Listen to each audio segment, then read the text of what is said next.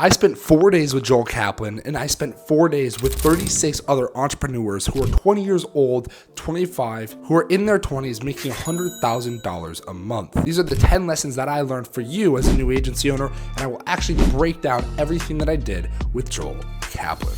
My name is Alex Davis. I hope you guys like this one. Share it, and I'll see you in the video. The 10 things that Joel Kaplan taught me, I'm going to go really fast because I know that you guys want to hear it. The first thing is that the agencies take a long time to build. It took Joel Kaplan 6 years to build his agency.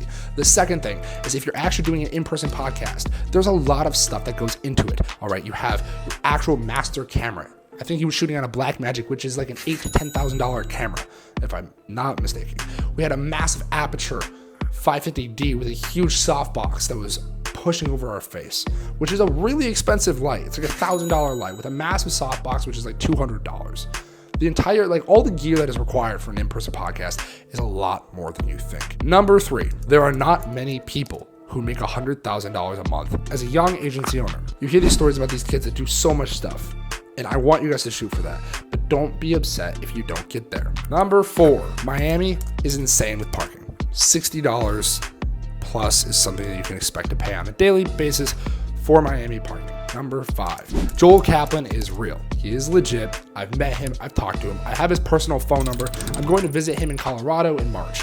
So I know for a fact, having been on the other side of the coin, thinking that he was a scam, talking about he was a scam, now meeting him, I know that he's a legit person. Number 6, high aspiring, high influential entrepreneurs love caffeine.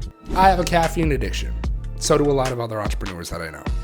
Number 7, a lot of high performing entrepreneurs that you think about are not like Jordan Belfort. They're not the snorting Adderall. They're more likely the type of guy who's wearing blue light glasses, sitting in a chair for 10 months straight, not having friends and not having family. Very socially anxious, socially awkward, and hardly goes to the gym. I know this because I've met a lot of them.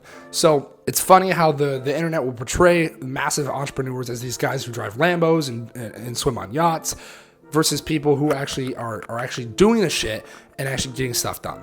There's a total different polarity there. So don't believe what you see on the internet. Number 8, start a podcast.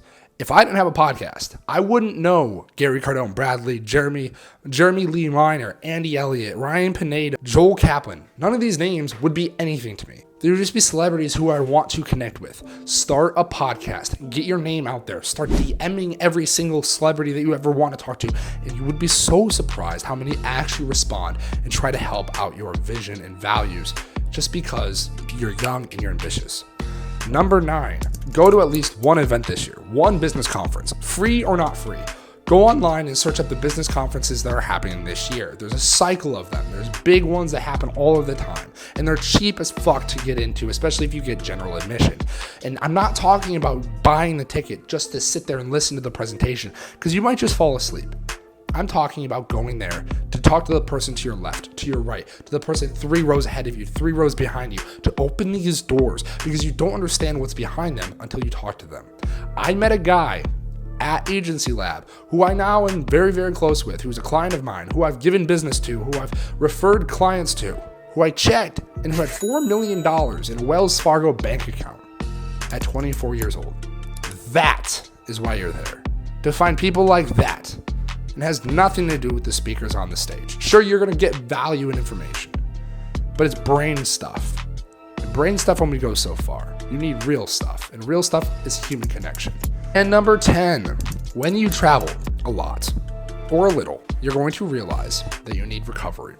My favorite mode of recovery when I'm traveling is a sauna, a steam room, a cold plunge, and a hot tub. If you have access to any of those 4, all 4 would be the sanctuary, which I love to call.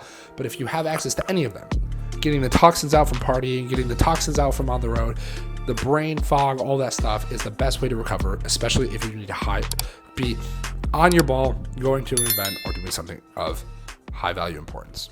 Bye.